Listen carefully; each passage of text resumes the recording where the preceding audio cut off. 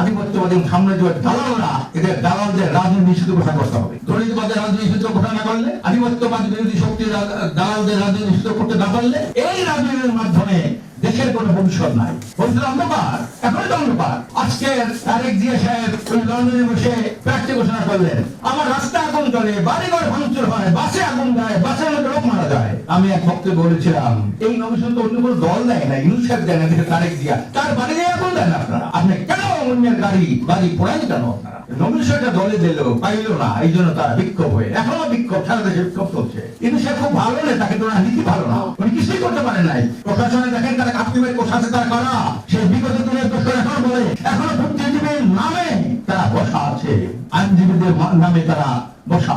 এখনো যারা সেই দোষর ছিল, সেই ফ্যাসিস্টদের দোষর ছিল, তাদেরকে রাজনীতিতে এনে ওই ফ্যাসিস্টদের সমর্থনটা তাদের ঘাড়ে ভর করে একটি জায়গাটা রাষ্ট্রীয় উত্থান করাইতে যায় তারা এই প্ল্যান করতেছে।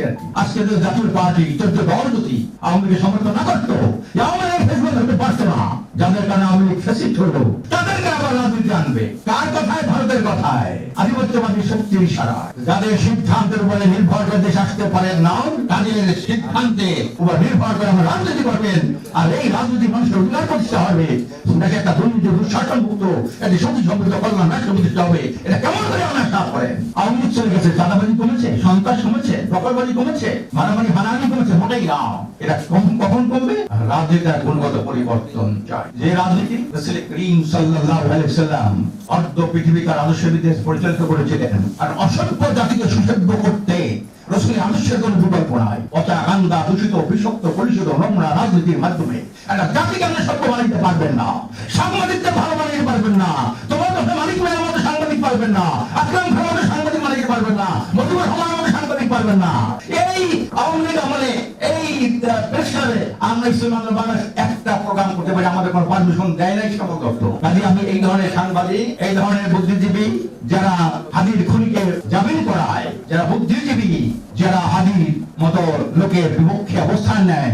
আজকে আমরা দেখেন প্রথম আলো পত্রিকা 2 ফর্মুলার জনক মতিউর রহমান সাহেব উনি কিভাবে আওয়ামী লীগের বিএনপির বিরুদ্ধে কথা রাখতেন। বিশ্বের 3 নম্বর যদি দুর্নীতিবাজ থাকে সেটা ওই এই পরিবারের সদস্যরা। আজকে দেখেন তারা বিপুল ভোটে সংসদ যাবে এবং পার্লামেন্ট হবে, আগামী দিনে প্রধানমন্ত্রী হবে। তাই কি এগুলো আমার সাংবাদিক প্রথম শ্রেণী সাংবাদিক সংবাদপত্র শুরু হয়ে গেছে কি? কাজে এই জন্য আমি পরিষ্কার বলবো, এই দায় দেশের ভবিষ্যৎ ধ্বংস করার জন্য যেমন রাজনীতি দায়ী, কিছু কিছু সাংবাদিক দায়ী, কিছু কিছু বুদ্ধিজীবী দায়ী, কিছু কিছু শিক্ষাবিদ দায়ী, কিছু কিছু পেশাজীবী দায়ী।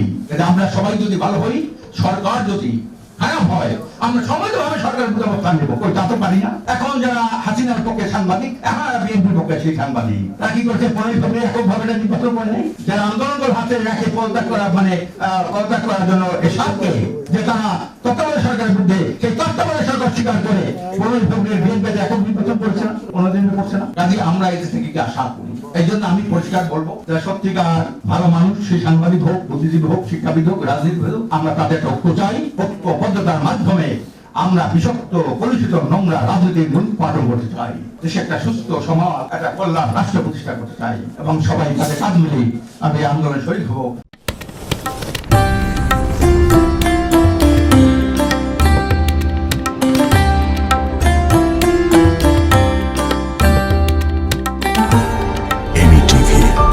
স্বাধীন বাংলার স্বাধীন কণ্ঠ।